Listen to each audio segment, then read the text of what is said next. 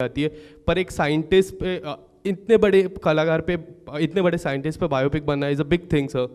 So what was the difficult part, and आपने ये इनके इनके लिए बायोपिक बनाना क्या कुछ दिमाग में था सर आपके? आप सही कह रहे हैं. अगर मैं बायोपिक एक क्रिकेटर के बारे में या एक फाइटर के बारे में या एक डांसर के बारे में या सिंगर के बारे में बनाता तो पब्लिक को ये बताना कि ये अच्छे सिंगर हैं, अच्छे क्रिकेटर हैं, बहुत आसान हो जाता, क्योंकि हम विजुअली दिखा सकते हैं कि भाई अच्छा नाच रहा है, अच्छा गा रहा है, अच्छा क्रिकेट खेल रहा है. पर एक रॉकेट साइंटिस्ट की क्षमता मैं आपको कैसे समझाऊं, और वो भी साधारण रॉकेट साइंटिस्ट और जीनियस रॉकेट साइंटिस्ट के बीच के फ़र्क मैं आपको कैसे समझाऊं. तो ये समझने में मुझे बहुत वक्त लग गया, और समझते समझते एक ऐसा स्क्रिप्ट लिखना, एक ऐसी कहानी लिखना जहाँ पे लोग ये भी समझे कि ये रॉकेट साइंस है, इसलिए मुझे सब कुछ समझ में नहीं आना चाहिए, लेकिन इसका इम्पैक्ट भी सही हो, लेकिन जिसे रॉकेट साइंस समझ में आए उसे भी लगे कि वाह यार नंबी नारायण ने क्या हासिल किया है. ये मेरे लिए राइटिंग वाइज बहुत बड़ा चैलेंज था. जब मैंने इसको क्रैक कर लिया, मुझे बाकी सब चीज़ें आसान लगने लगी. Hello, sorry, that is the most difficult part. Hello, hi, Maddy Neha from Hi, आज hi. तक. Hi. मेरा 2 सवाल है. एक तो कांस फिल्म फेस्टिवल में इसे दिखाया गया और जिस तरीके का रिस्पांस रहा, वो कितना ओवरवेलमिंग था आपके लिए, और वो उसके बारे में वो एक्सपीरियंस थोड़ा बताएं. तो जब हम सेलेक्ट हो गए कांस के लिए, तो मुझे एक बहुत बड़ा डिसीजन लेना पड़ा कि मुझे जाना चाहिए या नहीं, क्योंकि पिक्चर रिलीज़ होने से 1 महीने पहले वो पिक्चर पब्लिक को दिखाई जाएगी, और वो भी कैन में, जहाँ पे लोग ज़्यादा सहानुभूति नहीं दिखाते. अगर पिक्चर अच्छी नहीं है तो उठ के चले जाएंगे या फिर आपकी इज़्ज़त नीलाम कर देंगे. तो मुझे लगा कि पब्लिसिटी अच्छी होगी, लेकिन अगर पिक्चर समझ में नहीं है और पसंद नहीं है लोगों को, तो मेरी बैंड बज जाएंगे. फिर भी हमने कहा कि यार इतनी दूर पहुँच गए हैं, चलो कर ही लेते हैं. और जब पिक्चर दिखाई जा रही थी, मैं बाहर बैठकर बहुत प्रे किया हूँ. मुझे सिर्फ ये डर था कि जितने लोगों ने मुझ पर भरोसा करके ये पिक्चर को वहाँ इंटरनेशनल इसका जो प्रीमियर करवाया है, कम से कम उनको मैं एम्बैरस ना करूँ, क्योंकि इतना दूर ले जाके इंडिया पिक्चर दिखा के आप एम्बैरस कर दोगे तो मतलब इससे बड़ा ये नहीं हो सकता. बट थैंकफुली जब वो पिक्चर रिलीज़ हुई और पिक्चर ख़त्म हुई, तो सब उठकर ताली मारने लगे, और कुछ 10 मिनट तक लगातार उन्होंने ताली मारा.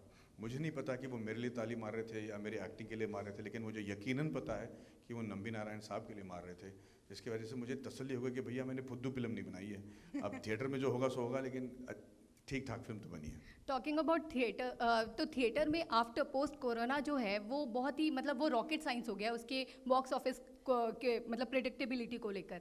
तो being a producer, director, actor, कितना टेंशन या प्रेशर है एक बॉक्स ऑफिस के कलेक्शन को लेकर? मुझे तो एक्चुअली रिलीफ है कि 6 साल के बाद ये पिक्चर रिलीज़ हो रही है. हाँ, जहाँ तक इसका आउटकम है, वो तो मैं इतनी पिक्चरें रिलीज़ कर चुका हूँ कि मुझे पता है कि कोई कुछ प्रेडिक्ट नहीं कर सकता. पर हमें पता है कि पूरे तहे दिल से हमने ये फिल्म बनाया है, और अगर चल जाए तो अच्छी है, सोने पे सुहागा. अगर नहीं चलती है तो फिर हम अपने आप को रीइंट्रोस्पेक्ट करेंगे. लेकिन जहाँ तक बॉक्स ऑफिस में परफॉर्मेंस की बात है, it's not such a rocket science. हाल ही में जितनी भी बड़ी पिक्चरें हिट हुई हैं, उसमें हमने ये चीज़ कॉमन दिखा है कि चाहे वो पुष्पा हो, RRR हो, बाहुबली हो,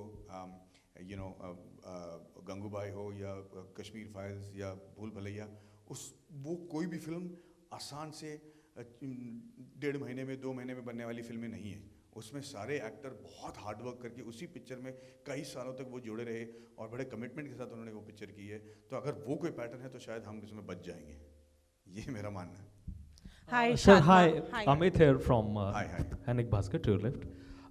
Sir, मतलब इतने लंबे समय तक फिल्म के साथ अटैच रहना, ये रिस्क भी है, इसको आप रिस्क भी लेते हैं, बिकॉज आप इसमें मतलब हाँ सिर्फ एक्टर बल्कि डायरेक्टर और एज अ प्रोड्यूसर भी जुड़े हुए हैं. सो कितना जोखिम भरा इसको मान रहे हैं आप स्टेप? देखिए, ये तो मैं कह रहा हूँ ना कि ये पागलपन थी, क्योंकि हम तो लॉजिक के साथ जा ही नहीं रहे थे इस पिक्चर को लेकर. जो मेरी मार्केट है उससे कहीं ज़्यादा इसकी फिल्म की बजट है, और एक नए डायरेक्टर को इतना बड़ा रिस्पॉन्सिबिलिटी देना इतने बड़े बजट के साथ, और एक ऐसी पिक्चर बनाना जो 3 लैंग्वेज में करेंगे, 8 कंट्री में शूट करेंगे, रॉकेट साइंस के बारे में भी है, जबड़ा भी तोड़वाएंगे, मोटे भी होंगे, पतले भी होंगे, ये सब. मतलब अगर कोई अभी मुड़कर अगर मैं देखता हूँ तो मुझे लगता है तू क्या सोच रहा था भाई, तेरे पैसे तो गए. मतलब ऐसा हो ही नहीं सकता कि ये it looks like a sensible decision. पर हम क्या करें, हमारे सर पे तो जुनून चढ़ा हुआ था कि हमको नंबी नारायण साहब की कहानी बतानी है. हमें मतलब वो लग रहा था कि there is no way we can not tell his story. There is no way that India can lose out on intellectual capital, which is so important for us, and nothing else mattered after that. यार, I know what you are saying is practically true if you have to look at it pragmatically. We're completely dumb people to have backed this film, but all great things have dumb beginnings, I guess. और